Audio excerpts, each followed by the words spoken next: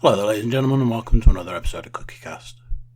Today on Cookiecast, the animal print lady has returned. The stats mistress herself is back for another dose of the Liante action. There'll be discussions around running, there'll be TV, movies and games, possibly. Who knows? You will once you've listened to it. There's a video for this one, so jump over to YouTube if you're in the market for watching a video. Give it a watch while you're there. If you don't mind clicking the subscribe button, we'd appreciate it. Obviously, mention it to friends and family as well. That'd be cool. So here we go. This is Cookiecast up Liante.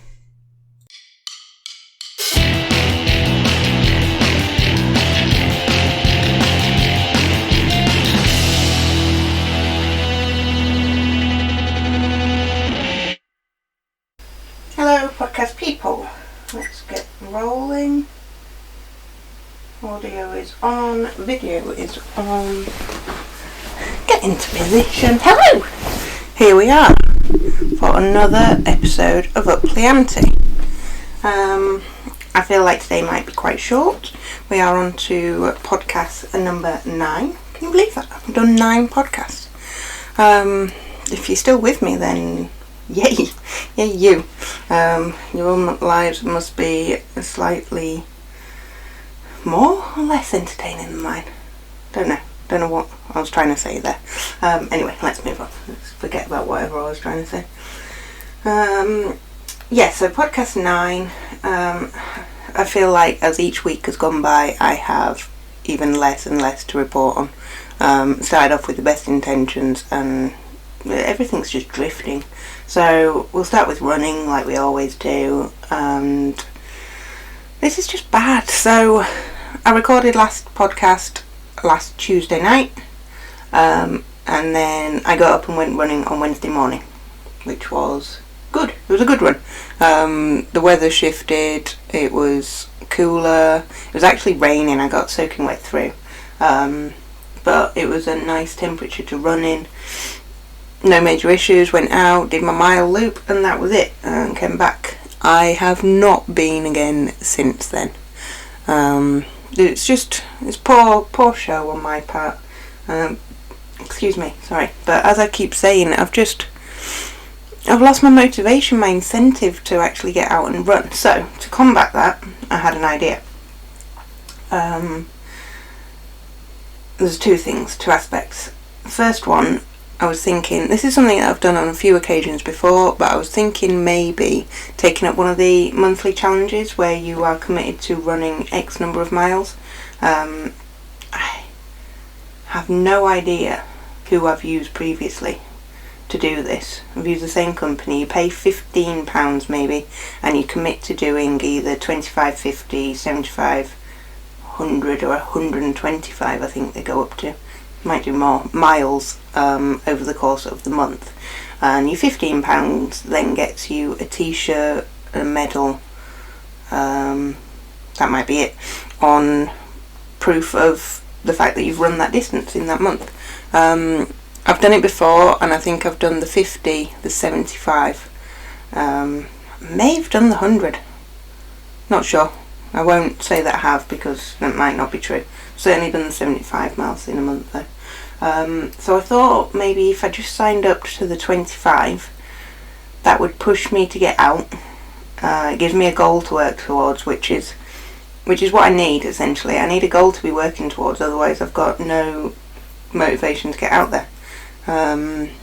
Given that I'm not actually working towards doing the 10 mile in October because it feels such a long way away in terms of achievability, if that's a word, that I'm not really targeting it. So that is my plan. However, today is the 9th of June, and I don't want to start having already lost 9 days of the month.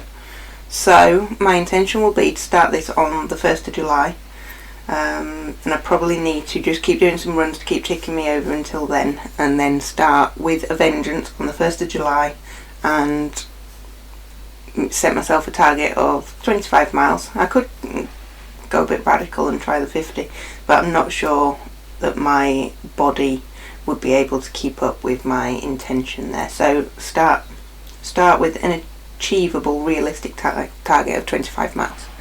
The other thing that I wanted to do, which I've mentioned before, but wasn't in a position to be able to do, is try and arrange to go out running with somebody else and cover a longer distance, but maybe with stopping and starting. I think that is probably now allowable given the current social distancing rules in terms of seeing people from other houses. So as long as you keep your 2 metres apart, then it's allowed to see other people. And I would have reached out to one of my friends on Sunday to see if they were interested in doing this, but the weather actually put me off. It was just tanking it down all weekend, and just didn't bother. So maybe that could be on the cards in a future weekend, maybe even once I've started this in July. We'll see. So that is the new plan, the new running plan. I love it when I've got a new plan because it gives me a bit of buzz and pep in terms of I'm working towards something new and there's a new approach. So let's see how that goes. Obviously I'm not going to be able to put it in place for a little while just yet. I've got a few weeks until July, so I can't keep sort of talking about my plan from now until then. So maybe running will be off the cards for a while. Oh, speaking of running, Cookie's been very interested in getting a treadmill. He's got a friend, podcast alum, Stuart Woodmunchy, as he is known on the subtitling. I believe he got a treadmill, and I think since Cookie's heard of this and the treadmill has actually continued to be used, he's been very keen to get one. We had a longish debate again on this matter the other evening, and I was trying to understand what makes him think that he would use the treadmill versus going outside, because it wasn't a concept I was able to get my head around. And I think the accessibility of having it there, and the fact that he used to run on the treadmill at the gym every time he went without fail, motivates him to, well, doesn't motivate him, but it makes him believe that he would use the treadmill at home when he does his normal workout, which may well be the case. And I think the more I think about it, if we're willing to spend that money on investing in one, would I use it? I've always been, I've said this in the podcast, I've always been against using the treadmill because I prefer to go outside, but it just gives you accessibility to be able to use it at times that you wouldn't go running. And for me that would be when it's dark or on an evening. So maybe I would be willing to try it, but then if I wasn't using it, it's not been purchased for me, so it wouldn't be a complete waste, as long as Cookie was still using it, of course. So watch this space in that regard. I was even investigating sort of what the good treadmills on the market were, to see what would be worth investing in. I'm still on the fence with it, so give us your thoughts. Have you got a treadmill? Have you sort of found the benefits on having a treadmill in your garage or at home or wherever, and you've actually made use of it, or did it become redundant fairly quickly? I'd be interested to know sort of from experience with people, so let us know. Other exercise, Joe Wicks, PE with Joe. I've continued to do that. Now that my working pattern has changed, I've been in less of a position to do Joe 4 days a week. Obviously I'm now working, so I don't feel like I can take that time out of my working day to complete PE with Joe. I should be able to in theory, because I just make the time up at a later point in the day, and it's all good for my mental health to still be able to do it. But I've done 4 sessions over the last week. I did one on the weekend to make up for a day that I'd missed last week, so I don't know, it was Friday. Didn't do Friday. Friday is Joe's fancy dress day, so I did it on Saturday morning. So I'm trying to keep a balance, still doing it extra there, making up for it. There was a couple of days that I don't know what was different, but it was so intense and I was just absolutely pouring sweat. It was such a good session. Probably a bit too good in terms of the amount of effort I put in, but yeah, it was well worth joining in. And they all are worth joining in, to be fair, because it is exercise and activity that I wouldn't be doing otherwise. So although it's a PE lesson aimed at children of all ages, I guess, it is intense and you work to your own ability, so it doesn't matter who it's aimed at, it is hard going, especially when you're unfit. Sorry, drink time. So yes, 4 sessions of Joe, and then there's been a couple of long walks. Took a walk out with my mum on Thursday. We walked to my uncle's and auntie's house. It was my uncle's birthday, so my mum thought it'd be quite nice for him to see the baby, so we arrived there and went straight out into their garden.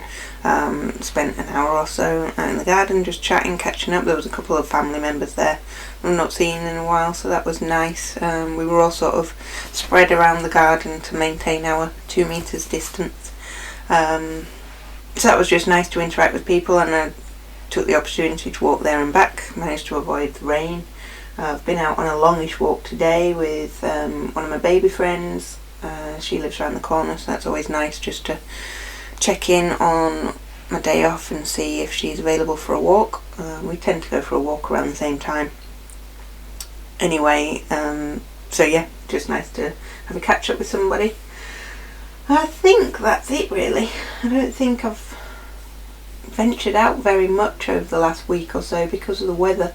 I don't think it's very nice for the baby to go out when the weather's miserable, sort of under a rain cover, and gets a bit, especially if it's muggy as well, because then you get a bit steamy underneath. So we've just been hanging out at home, or there's been a couple of days where we've just gone for a drive, just to get her out of the house, just to drive to the local Costa drive-through. Like, yay, Costa is back open.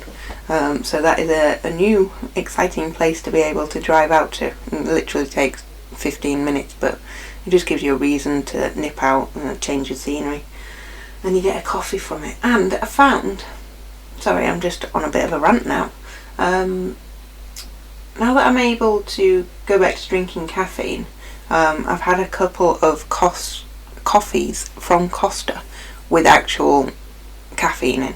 Now, for a long time, at this point, almost 2 years, I have been on decaf coffee. I think I was even on hot chocolate at the beginning, sort of the beginning of the pregnancy, sorry, if you're not sure what I'm on about, and I switched to decaf. But I've had 2 coffees, caffeinated coffees from them in the last couple of weeks, and I'm not a fan. It tastes quite nasty, so I think I'll have to switch back to decaf if I continue to utilise the drive-through. Anyway, sorry, that was a bit of a digression. I digress? Is that the right word? Anyway, so next on the list is movies. So we've got 2 movies to mention. One I watched on, when was this? Friday night, I think. I think Cookie went to go out and join his friends, or to go and visit some friends in a socially distanced experiment, which I don't think went very well actually. I don't think he made it to the intended destination. Got sidetracked at Tesco's. But I watched The Nun, which is something I've mentioned a couple of weeks ago, saying that I've seen that it was available on Sky. And it's something that, ever since seeing a trailer for it at the cinema, which is must be going back a couple of years now, maybe more, it was something I wasn't going to go out on my way to see it. I wasn't going to pay to go to the cinema, just because I think horror films have gone downhill in terms of what I like from them and the enjoyment I get from them. Excuse me, sorry. But anyway, it was something I wanted to catch up with at a point in time.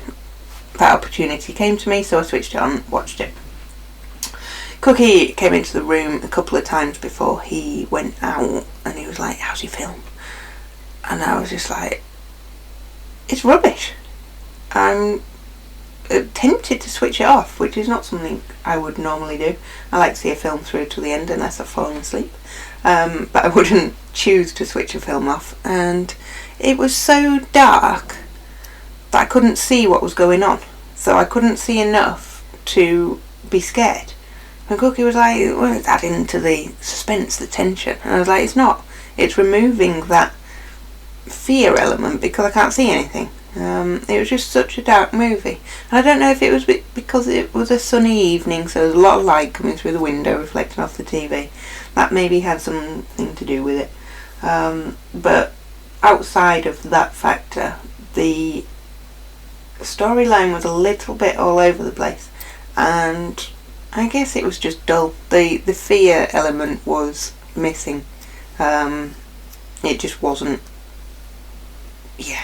didn't do anything for me. So The Nun gets a 4 from me because it just didn't live up to the expectations that I'd set myself around what it might be. So yeah, 4 for you, I'm afraid. The Nun. The other film that we've watched over this weekend, we watched together, Cookie and I, was on Sunday night, and I'm not sure how this came about particularly, but it was a film Cookie mentioned a couple of weeks ago that he was interested in watching again. I was like, oh, I'll watch that with you. So we sat down and watched Dog Soldiers.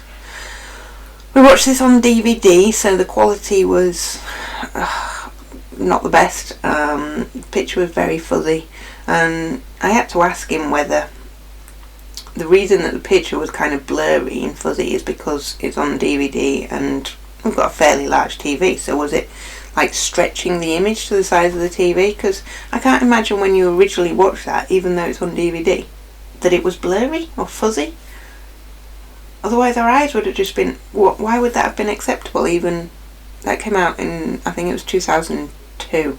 I looked up and said to Cookie, I was like, guess what year it came out? I think he went with 2003 and I guessed 2002. I think I was on the money. But yeah, even a film that's 18 years old, I can't count. Would it have been fuzzy and grainy? Maybe it would have been, but it's just bizarre that obviously you don't remember it being like that at the time. Was it something to do, Cookie always tells me this, your memories are in HD or something. But anyway, the film was, it's entertaining, it has its comedy moments. The effects weren't brilliant, but they weren't terrible either, sort of given the time they were from. They got away with a lot by not showing an awful lot all of the time. There was a lot of silhouettes against a foggy backdrop and just maybe like an arm or a snarling sort of snout through doors and windows and things, so they got away without having to show an awful lot. There are some scenes towards the back end of the film where you see wolves in sort of like full size, full height of them, so you see quite a lot of them, but again, that's not a scary film, and the storyline's fairly apparent, even if you remember it, as you're watching it, it's sort of fairly obvious what direction it's going to take and what you can read between the lines of what's coming. But that was entertaining. It was easy to watch. It had in, which I wouldn't have known this, I didn't realise this having watched the series I'm about to talk about him appearing in, but it had Liam Cunningham in, who is now probably more well known for his role in Game of Thrones as Sir Davos. And I didn't even realise it watching Dog Soldiers. I was like, who is that guy? I recognise him. He's the captain, not very nice character in the film. Captain Ryan, I think, was his name. And he was, I'm sort of recognising him. I was like, what was he in? So I actually had to look it up. And whilst I was trying to look it up, I was like, I think he was in Game of Thrones. And indeed he was. So yes, Sir Davos is in Dog Soldiers, but as I say, 18 years ago, or probably 10 years prior to the start of Game of Thrones, so he looks a lot younger than he does in Game of Thrones. There's a couple of other familiar faces as well, but yeah, that was enjoyable to watch. It probably fell into the same category as when I talked about Gone in 60 Seconds, and it may have been better left in its tiny little memory box at the back of my brain, left in its original HD quality memory. But yeah, I had no problems sort of watching it. It was amusing, to say the least. So that Dog Soldiers probably gets probably a 6, and that would have been different back in the day. If I'd have rated it back when I'd originally seen it, I imagine it would have got an 8 or an 8.5 even, because at its time it was really good. It was a fantastic film. It's just not aged all that well, and it's a little bit cheesy, but yeah, perfectly good. Rewatch it. TV, so I finished watching the Jeffrey Epstein documentary. It was only 4 parts, which I don't know if I felt a little bit disappointed, because I didn't realise it was only 4 parts when I was watching the 4th episode. And I think I had watched some of it, and then I went back to it and I was looking to see how many episodes there were, and I realised I was in the last one. That is disappointing. That was a little bit like, do you ever get it when you're eating a bag of sweets, like Maltesers or something, and you've eaten the last one without realising that it was the last one? I think there's nothing worse than you've got your bag and you reach your hand back in the packet and there's none left, and you were expecting there to be like at least one, because you always like to know that it's the last one, so you mentally prepare yourself that the packet is now empty. Don't put your hand back in. So I was disappointed, because I could see where we were up to in the sort of timeline of the story, and I felt like I wanted the documentary to progress further past the point that it then ended, if that makes sense. So a very interesting documentary, to say the least. I know I touched on it last week, and saying that the fact that this dated back so far and the police had so much interest in him from sort of 20 years ago, but nothing had come of that at the time, it's just mind-boggling, really. And then the point at where it ended, which was essentially at his death in prison. Can't remember what it was. Was he only in prison sort of 2 weeks or something before he was found dead, from assumed suicide, because he had a sheet tied around his neck. But I was interested, or I would have been interested to have seen past that point and the investigation that they actually did into his death, and the sort of I don't know, maybe some of the details surrounding that, because it was all a little bit odd.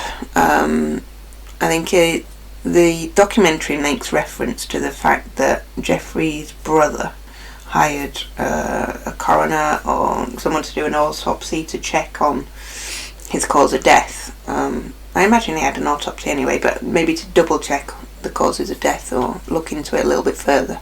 And there was something to do with the bones that were broken in the underside of his neck, which this doctor was saying, I think there was 2 or 3 breaks in this particular bone area, which he said was very unlikely to have been caused by a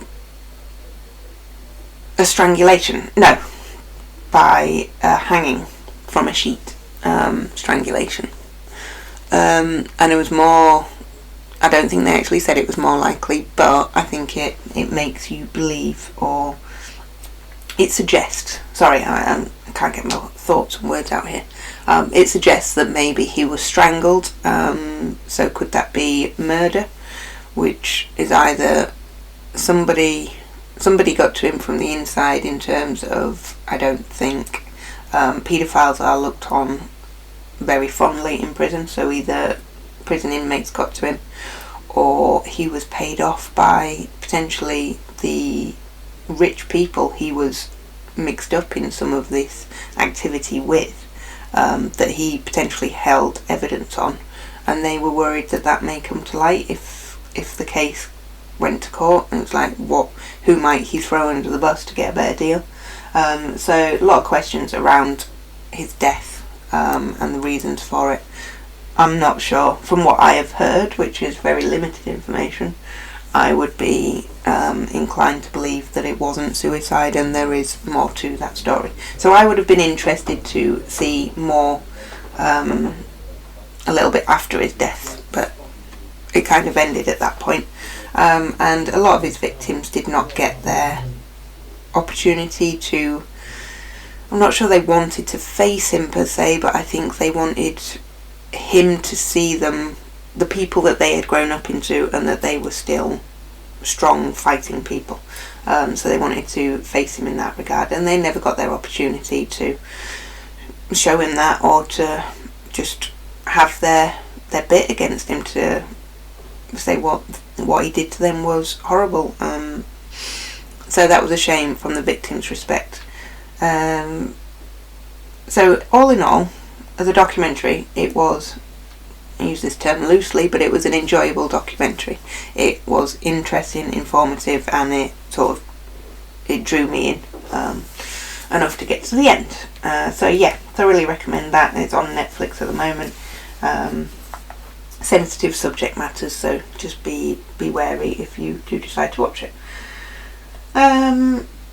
The only other thing I've been watching, so I don't think I've watched any Mando this week and haven't watched any Gangs of London. I did check last night just to see how many more episodes of Gangs of London there are, and I've got 2 more to watch, so I will aim to get those done this week, and then I can draw a line under both those series, tick them off my list. But I got drawn into watching an MTV series that I quite like called The Challenge.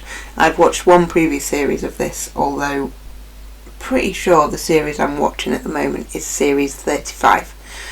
How it's managed to go on for this long and when it must have started, I have no idea.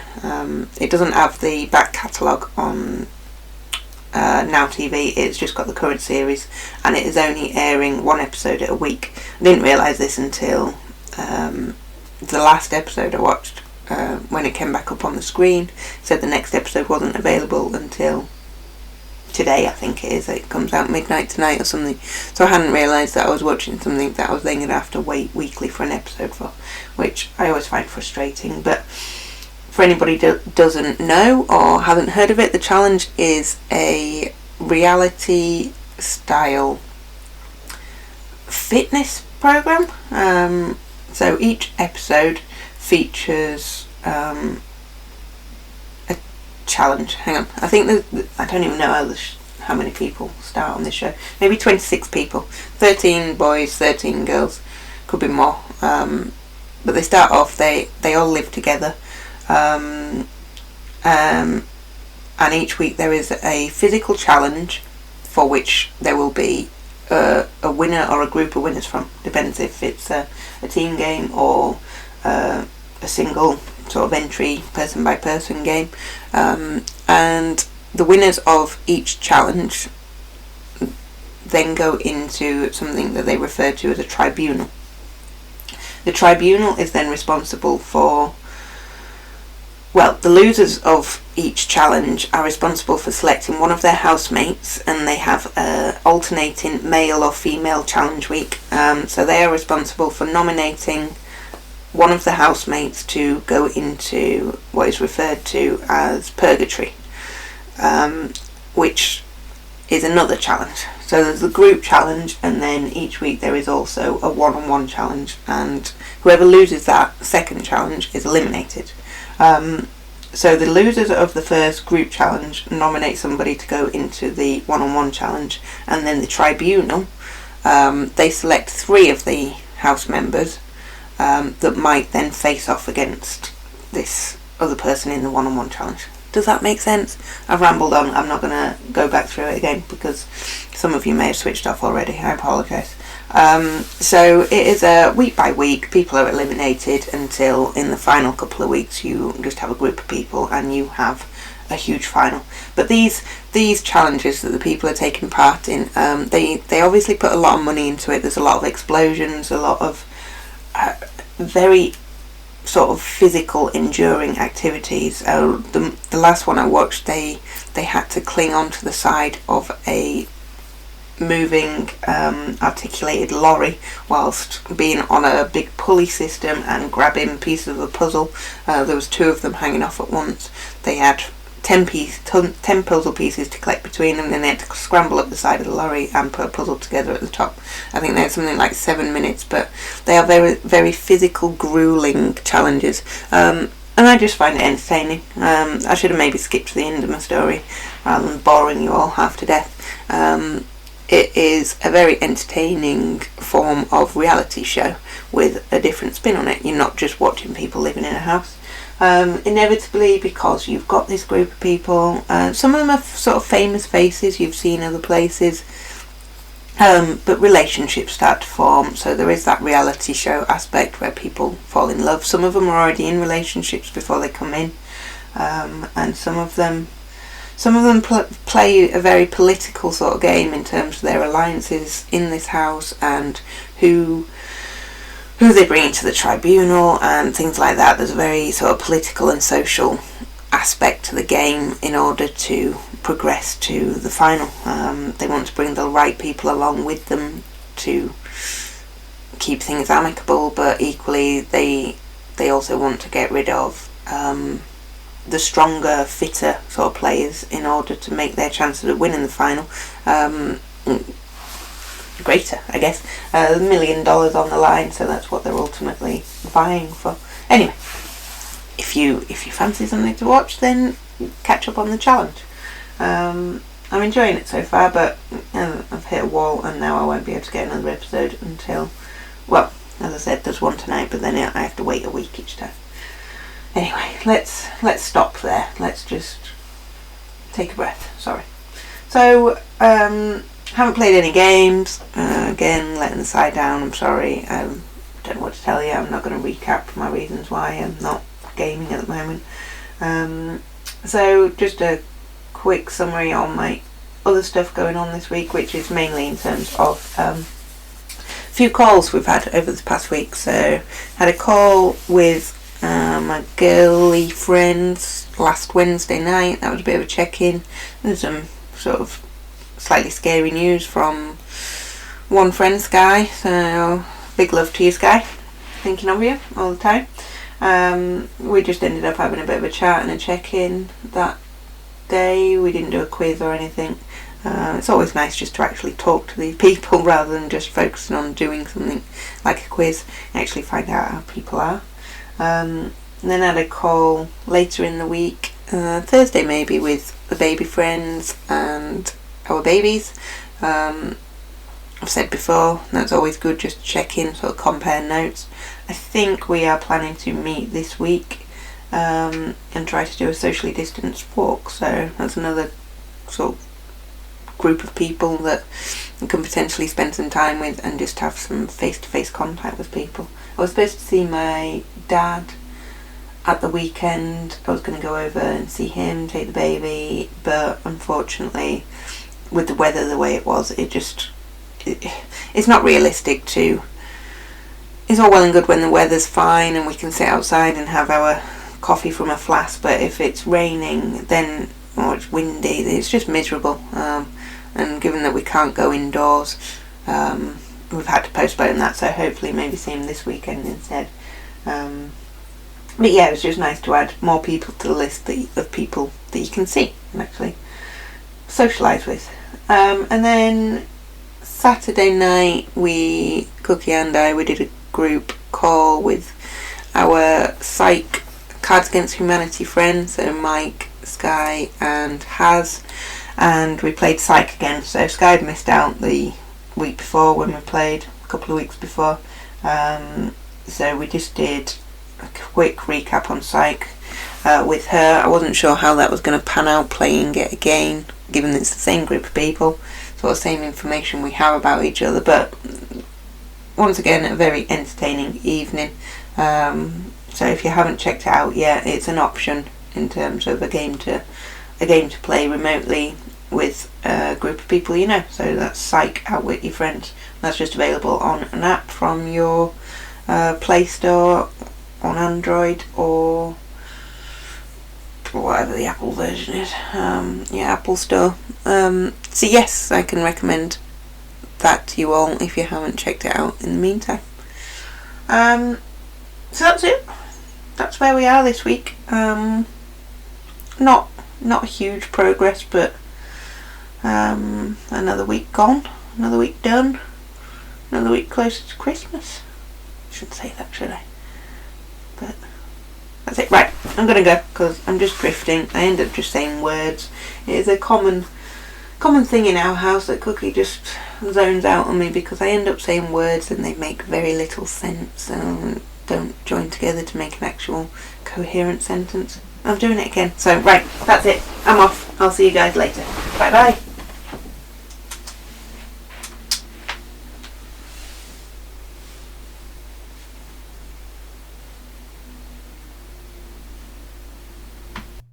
So there you go. What do you think to that? Another one done.